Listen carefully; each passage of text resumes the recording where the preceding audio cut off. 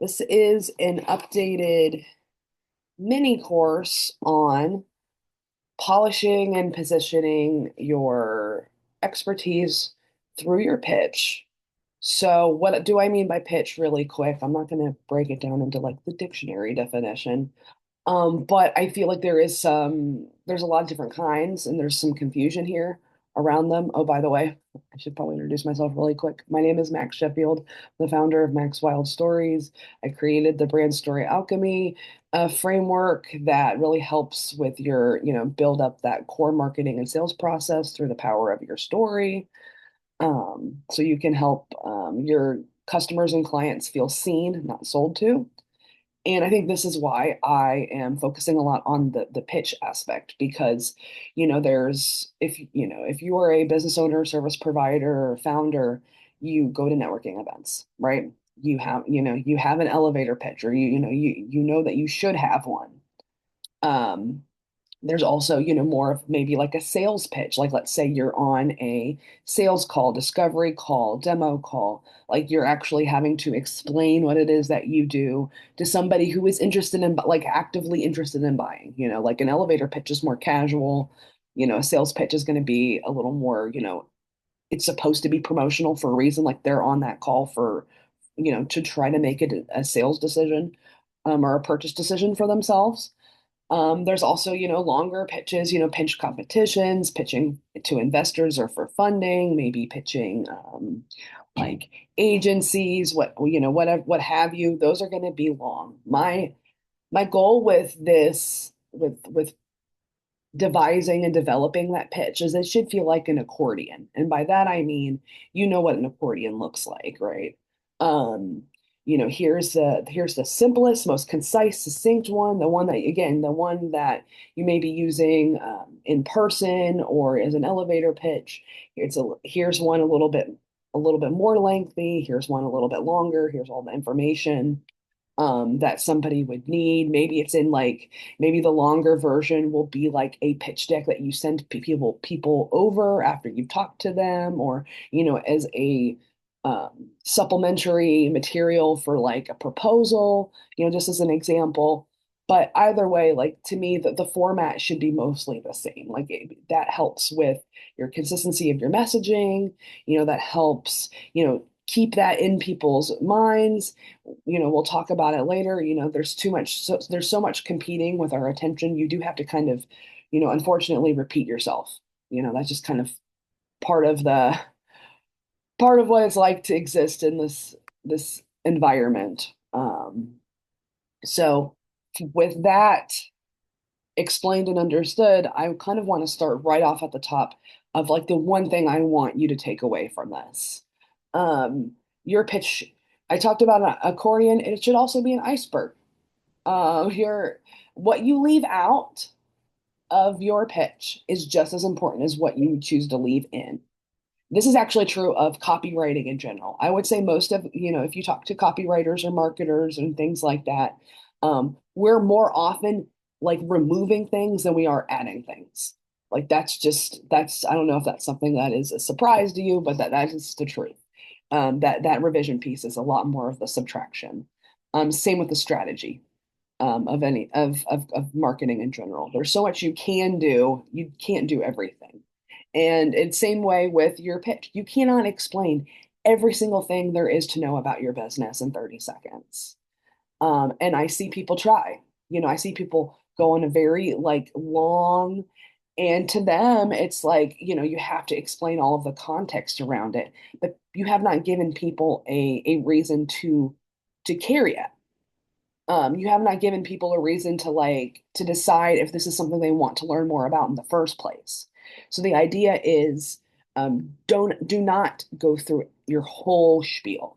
Give people, just like an iceberg, just like here, give them enough at the top where they're curious now, or you give them a snippet or a tidbit that hints to what's going on below, but like gives them that opening, that opportunity to ask you questions about going deeper.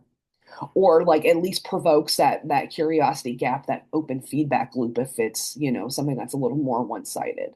In a networking event specifically, it's meant to feel like a conversation. So if you just kind of word vomit all over somebody, you've probably lost their attention. Like there's so much going on in a networking event. There's lots of noise, there's all of that. And they don't know what it is, how to go further with the conversation. You've just kind of given them everything all at once. Um, and like I said, that's not how our brains want to retain information. So just give them that opening, find that opening. We'll talk more about how to find that. But that is, if you nothing else comes from this whatsoever, be like strategically subtract from your pitch and find the core of the message, find the core, find the curiosity, find the hook that's going to keep people going. Just like in a movie trailer, right? They can't show everything in the movie. That would be pointless, right? They cannot show, like, say, like on a dust jacket of a book. They give you enough to find out, is this important to me? Is this something I want to know more about? Is this something that I'd be interested in reading? So kind of have that mindset with it. So this is the structure in a nutshell. Again, you can expand it more. I'll do a more in-depth course in the future on pitching because it's so important, because it's so central to storytelling. But in a nutshell, it is that hook that we just talked about, that opening of that feedback loop, be able to clearly state that problem that you solve, in as tangible terms as you can, establishing why it matters, why it's important, what's at stake, again, very quickly within like that 10 seconds to keep people engaged.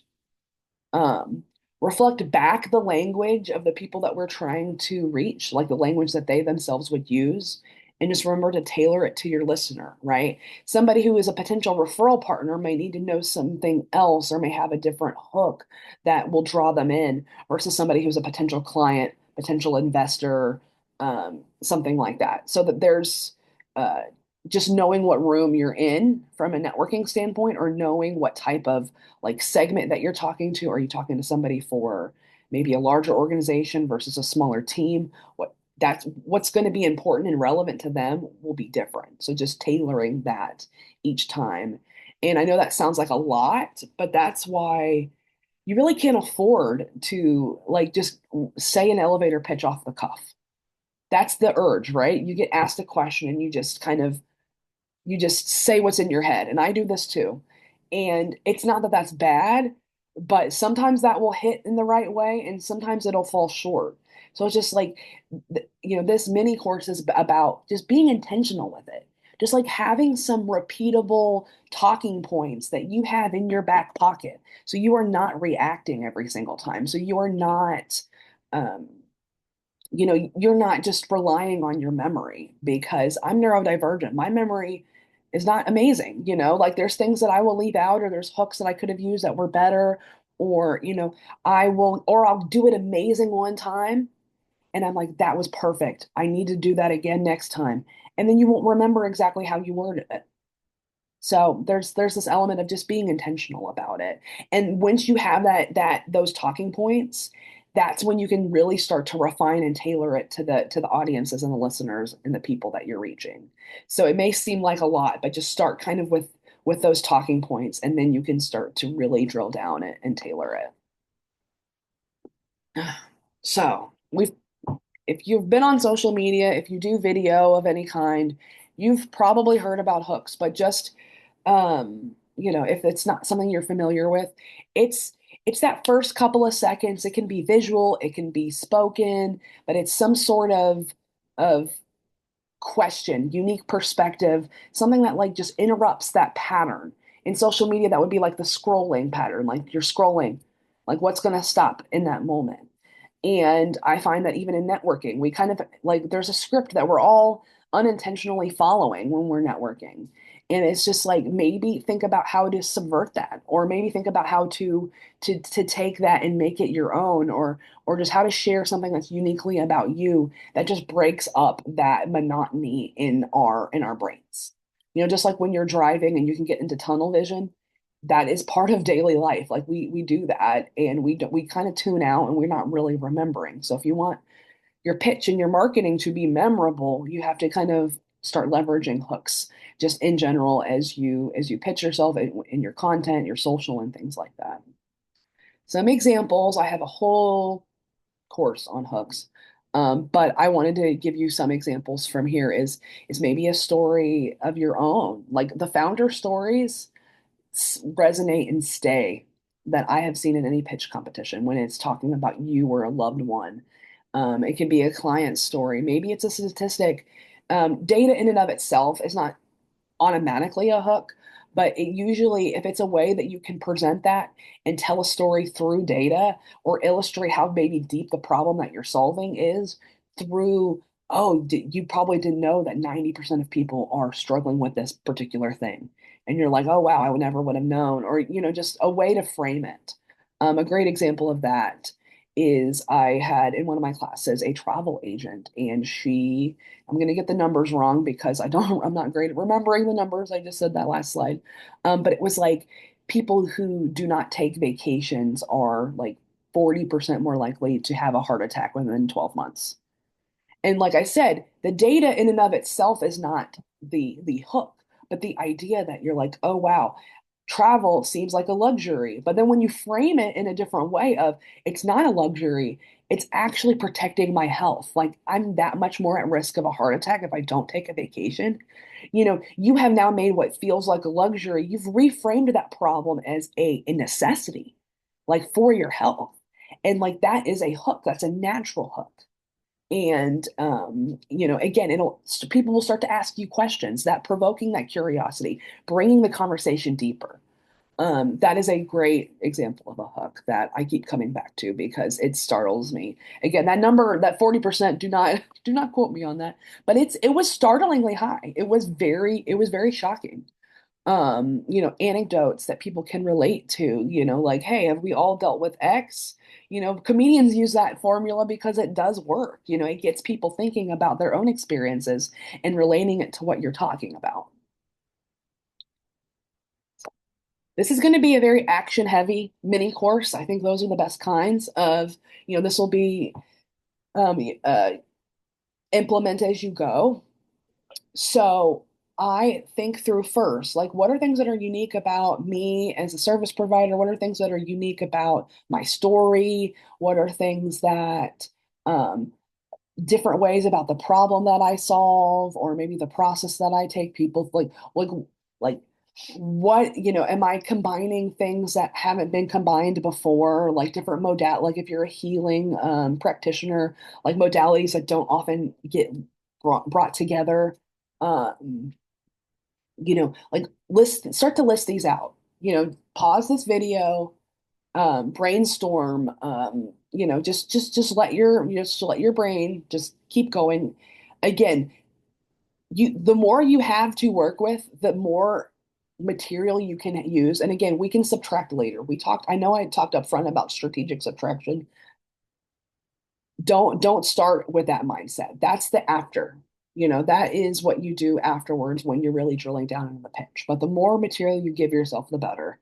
And you usually will find the more relevant stuff the longer you go in that free writing. Once you've listed them out, give yourself 5, 10 minutes, whatever it works for you. Um, I won't pause the video, but definitely, like I said, definitely pause it. And then once you have that list, start to either circle or start to be like, what does my customers find relevant? Or if you're not sure, like look at your testimonials, ask current clients, look at former clients and ask them if it helps. And see what like will be relevant, what benefits them. Like how can I frame my story in a way of like, hey, if you work with neurodivergent people, maybe you're a late diagnosed autistic person and this is the things that you dealt with, not knowing what was wrong with you or thinking there was something wrong with you and you got that diagnosis and what you were able to do because you have a better knowledge of yourself. That's just an example. Um, And then like you can connect it again back to like how do we connect what's going on with me to what is the listener thinking about, which we will talk more as we go further. Because this is how I start. I start like with your story, what the ideal clients are thinking, feeling, wanting, and then like how do I match that? Kind of like if you were in school, do you remember when they had like the definite, like the spelling words and the definitions or something like that, and you had to like use the lines and match them? Was that a thing that you did? I did. I like doing that in marketing, right? Of like, here's the differentiators, here's what's going on. How do I point to the right things? So, so I think it's important. A lot of times elevator pitches will be like, this is who I work with, this is what I do, this is what I help them achieve. And the problem is everybody does that. Like I said, that's like an unheard of, like an not unheard of, but an unintentional script that we're all following, whether we realize it or not. Like that what I do statement, like I help blah, blah, blah do this so they can do that. And there's nothing inherently wrong with that. But the problem is because everyone does that, that gets tuned out or it just doesn't get remembered in the same way. So I think that starting maybe more with like, sure, this is how you help maybe, but maybe you can be more personal and more specific. Hey, this is what was going on. This made me realize this was an unmet need when my loved one went through XYZ. Or those work matters to me because this my own story, like like this matters to me because I survived domestic violence and I'm trying to help people get through that or recover from that trauma or whatever, if you're like a trauma somatic practitioner, for example. Like to me, that sticks in their minds because you've connected what you do, why the work, the work that you do, who you help. You have now connected it to your own story. And that is going to just be inherently more memorable than hey, this is what I do spiel. Again, now we're kind of focusing our attention more on the reader, the listener, whoever's in front of you, if it's a social media or like like a more of a slide deck, whoever's viewing it. And it's really important you can make people feel seen when you are kind of it feels like you're taking the words out of their brain and reflecting it back to them. Copywriters call this voice of customer because again, it's like you're using the voice of your customer.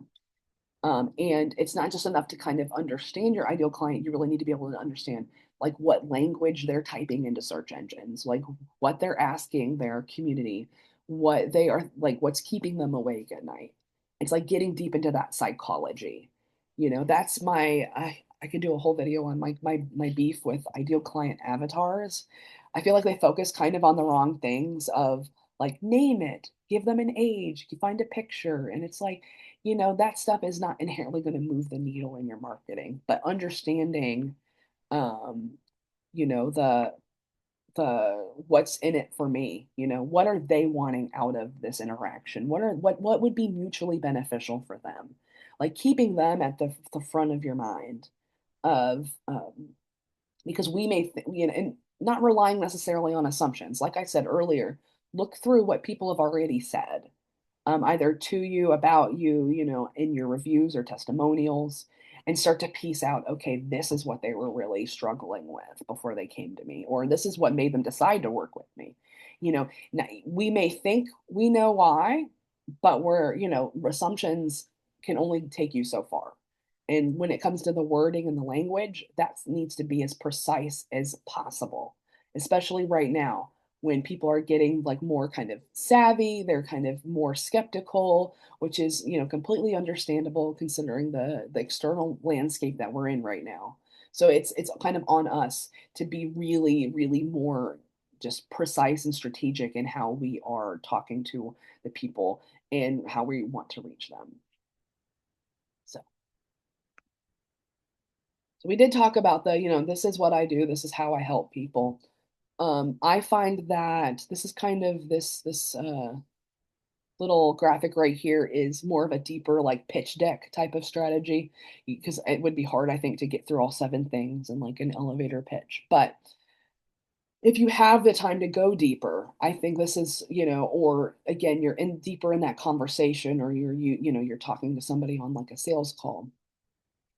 I think it's important to note, like, people may understand, like, oh, hey, I need a new website, or hey, I need like to refresh my branding, like there's deeper levels that all of these problems are affecting people. This is especially true in health and wellness, right? Because you may go to a doctor or chiropractor because you're having neck pain.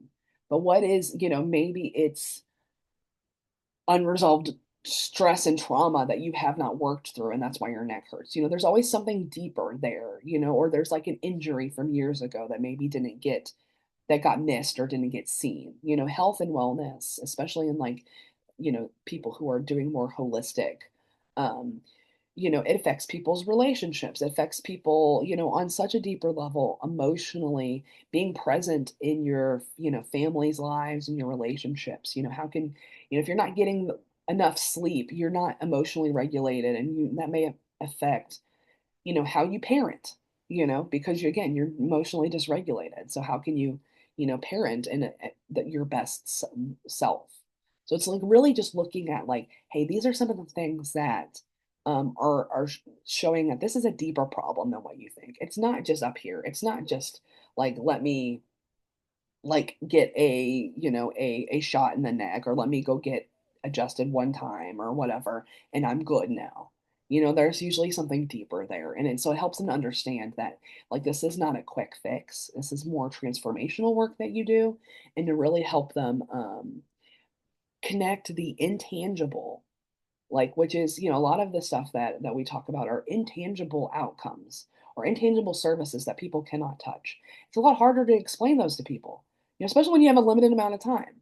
So it's like, how can you make that as tangible as possible? Also, kind of looking at it from like here's how I am different. Not that you are better, but this is how this is how my modality works. This is what works for me. This is my background, my expertise. This is what I have learned through the years doing this type of work. Um, Another action step, like I said. So, like I said, there's deeper things happening, and it's usually once those deeper issues have come to a head that people are now willing to make that investment. People at that like, oh, my neck hurts phase, I call that the symptoms, phase. They may like take in your content, but they're not necessarily ready to go ahead and get on a call. So being able to define those moments and those symptoms that are like, okay, this is where things have come to a head. This is where something has have to give. I call it that catalyst moment.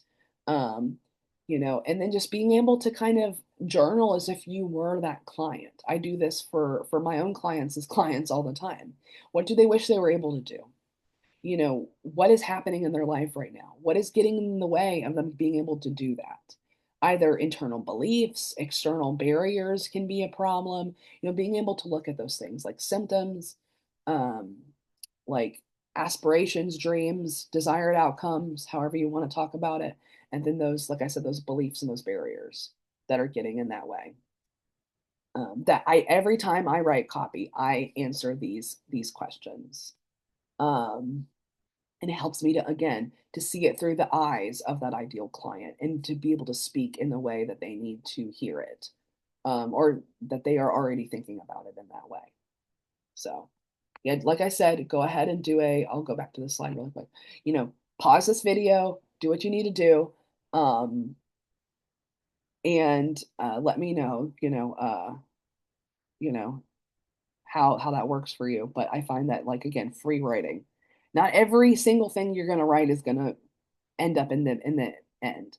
But I will tell you what's great about these free writing exercises is things may not make it into the elevator pitch, but they may make good nurture content. Like I said, some people are not ready yet. Maybe they're at that symptoms phase. They're not fully at that crisis moment where they need, and we'll talk more about that client transformation arc that could be its own video or own set of videos, to be honest. But that stuff can still help nurture people into getting to that moment where they're like, okay, I'm not ready to invest. So, no free writing is wasted at all, at least to me, because it can be used somewhere. It can be used in a social media caption. It can be used somewhere. So keep it all in a place. But yeah, start to highlight the things that you think will make it to the end. So, all right, that third aspect to me is like, what are the like, how are we helping people make a decision? And part of that is like just hey, this is what sets me apart. This is what makes me different. Sally Hogshead said it best. Different is better than better. If you claim to be better at something, for one, you have to back that up. But for B in service provider land, there's not really such a thing as like better. Who's a better copywriter? That gets into some subjectivity, right? But and people can eventually replicate that. Like I know tech platforms who are like, we're AI powered XYZ. And you're like, well, that will be replicated in 6 to 12 months from now, maybe less. So you cannot use things to be like, we're better because of our technology. You have to find the thing that cannot be replicated, especially and again in this world of AI where people will try to sound like you or will there's a lot of different content out there that's just very generic. Um, to me, it's all just helping people, again, it's not claiming to be better. It's just like, hey, we will align, we will have a good vibe together if just helping people make that best decision for themselves, to know if they're aligned with the work that you do and that you are able to understand them in a different way. Like somebody who has the same expertise or background as me, or like, oh, you're also neurodivergent, so you will give me, maybe strategies that will work for my brain, right? A neurotypical productivity coach is going to give you not bad advice, but advice that is meant really for neurotypical brains, which is okay. But if you know that up front, then, maybe if you're somebody who is, autistic or ADHD or other types of neurodivergence, you're like, well, that probably is not the best fit for you. And that's not makes that service provider bad, right? Um, it just means that they're not a fit. And I think that's part of that sales pitch mentality of like, hey, here's how I know if you're a good fit, and here's how you can know if I'm a good fit for you. And it goes both ways. Again, as we talked about with the connecting the dots, try to tie those differentiators into outcomes, into benefits that they are looking at or they are thinking about. Again, that language. We're getting towards the end here. Um, so at this very ending juncture, I think that it's almost like I almost make it kind of like like cinematic in a way of, okay, this is the vision of what's possible. We've talked about problems, we talked about symptoms, we talked about barriers, but I always like to end it in more of a positive feel, um, and be more aspirational and transformational. So really, again, and it helps to make this intangible thing more concrete if you can illustrate with imagery, like what could life be like? How like help them feel it in their bodies and then see it in their minds. What will they be able to experience? Um, so, and just from a I use a lot of psychology when I talk about these things, just because that is a passion. And again, you want to work with people's brains, not against their brains, when you are marketing to them. And there's the primacy and the recency bias, which means if people forget everything else, which they might, they will remember the first and the last things that are said to them. So those are the things to truly focus on when you are pitching. So I say, like, when you are devising the pitch, leave them a closing phrase, a closing image that ties everything else together into that neat bow. Like I say the closing image because that is very common in movies, right? Of that ending frame. Because that's what that filmmaker director want to leave you with when you're in the theater or you're at home and you're like, that's the last thing you see, and that's what you're taking away from the experience. So kind of taking that, taking leaf out of the director's book. What is that last phrase that you want to leave people with that will help them to either take action? Maybe they're a referral partner and just to have you at top of mind that you work with similar clients, they'll be able to remember, oh, this is the person that does the XYZ, and have that phrase already ready for yourself. So I hope this was helpful to you. Um, Let me know if feel free to email me or comment in the video. I'm gonna probably put this on YouTube. Um, your pitches, and I'll help you tweak them in the comments or via email. Like I would love to do that. I think that's fun for me, but I appreciate see if I can get this to stop recording. Um, but thank you so much.